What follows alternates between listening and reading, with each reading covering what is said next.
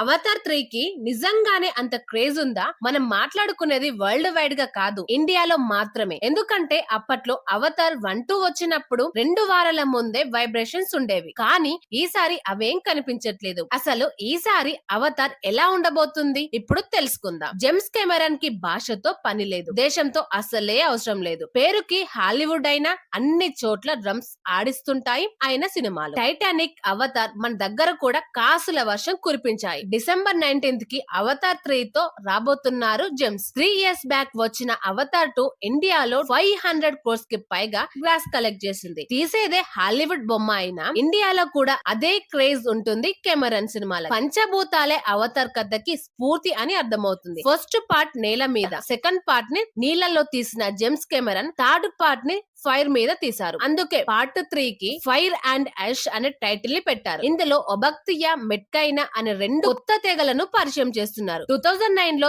13,500 crores వసూలు చేసింది Avatar. ఇక 2022 లో 12,500 crores కలెక్ట్ చేసింది పార్ట్ 2. ఇప్పుడు వస్తున్న పార్ట్ 3 టార్గెట్ 20,000 crores. ఎందుకంటే ఇప్పుడున్న డాలర్ వాల్యూకు ఈ మార్క్ అందుకోకపోతే అవతార్ 3 కష్టమే. ఇండియాలోను 250 crores వరకు గ్రాస్ కలెక్ట్ చేస్తుంది. కాకపోతే ముందులా క్రేజ్ అయితే కనిపించట్లేదు. రిలీజ్ కి ఇంకా 2 days మాత్రమే ఉంది. ఆ లోపు ఏదైనా మ్యాజిక్ జరుగుతుందేమో చూడాలి.